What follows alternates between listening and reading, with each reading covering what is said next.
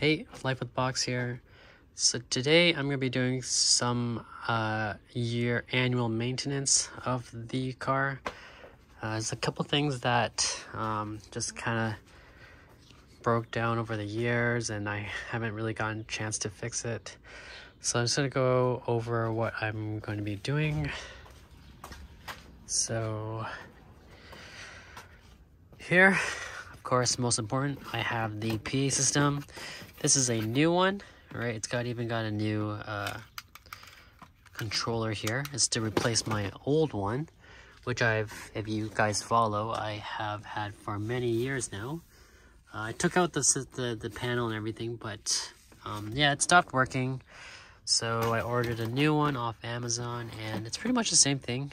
12 volts, obviously. It's got like 100 watts.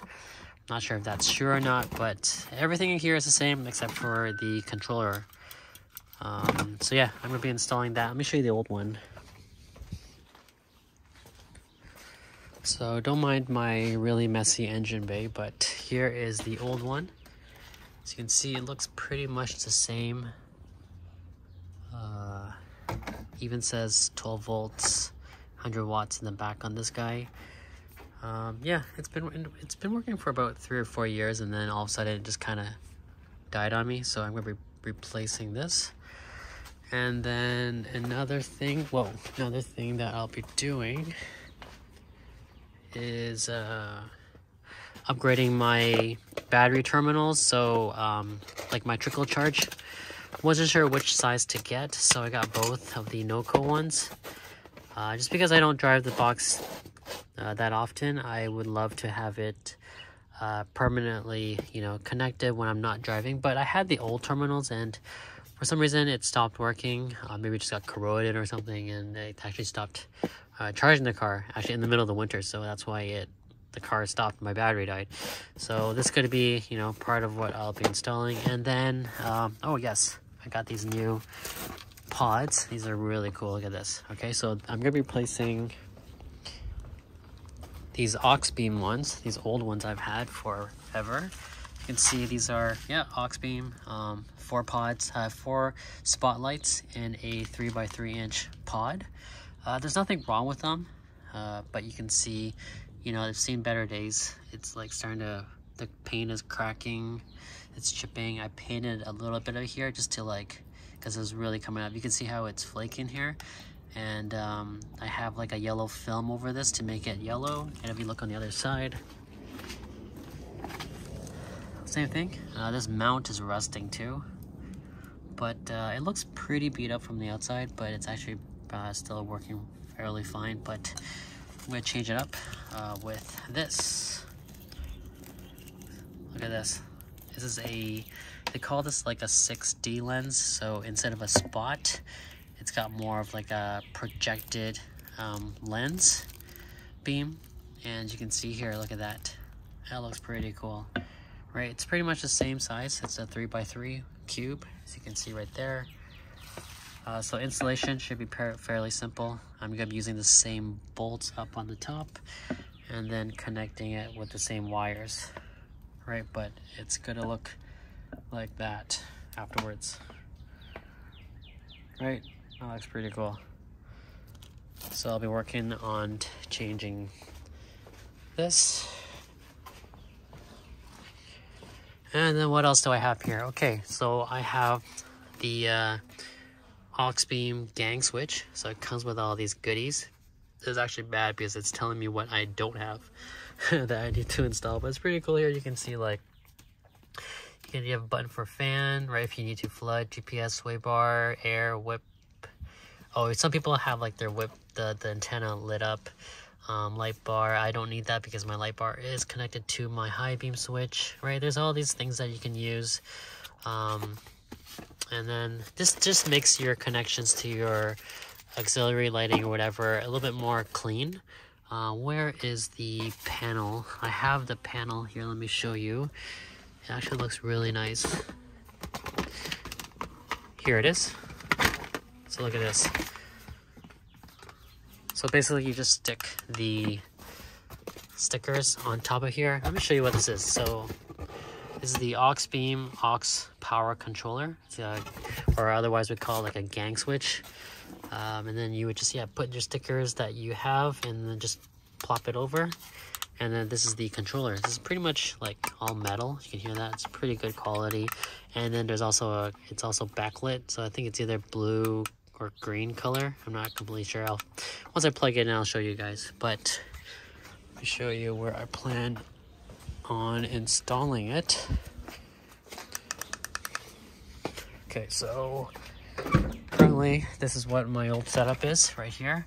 Look pretty cool. I think it looks pretty cool. It works pretty well, right? It's got that retro DIY look, but I can replace it with this. Just looks a little bit more clean.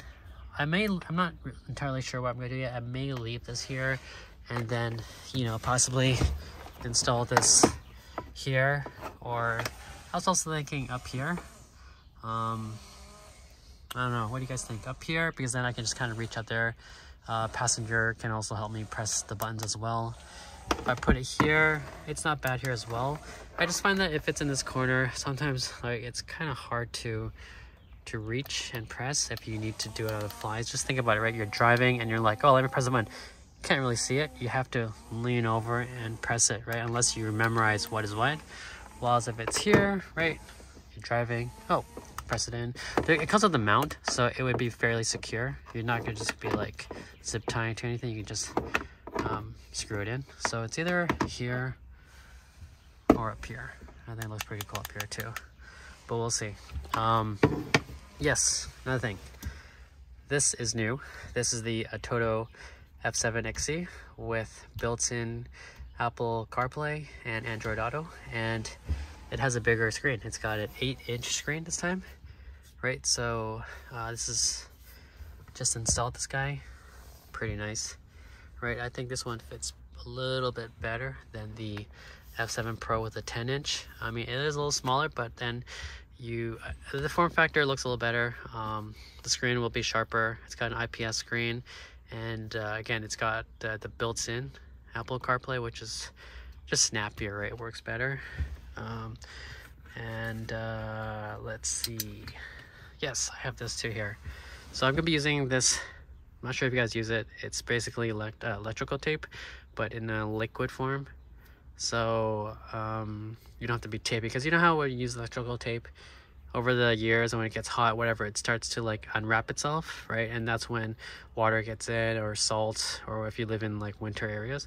So I'm using this new liquid tape. As you can see, it says right there, liquid electrical tape. So basically it comes in a brush. You just kind of brush the wires, brush like wherever your connections are, and it just seals it all up, right? It says waterproof, seal, insulates, and protects. So I mean, I use something similar to this, but this is a new brand that I have that I'm gonna be using.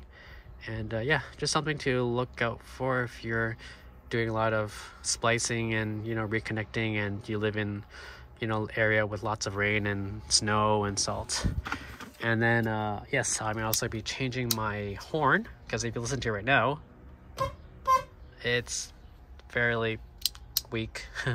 So I have this.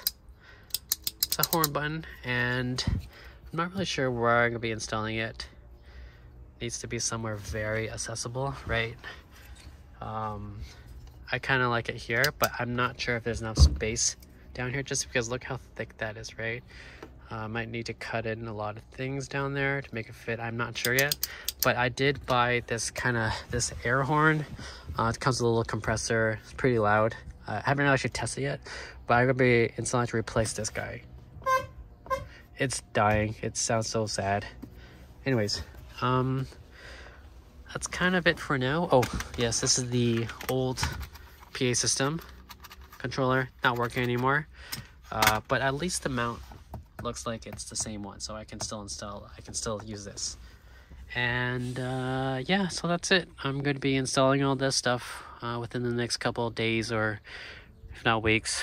But yeah, if you have any questions, let me know, and I'll try to answer you. And I'll try to capture or document as much as I can with all this install. But you know, it just takes a lot of time. But yeah, so that's it. I'll see you in the next updated video. Later.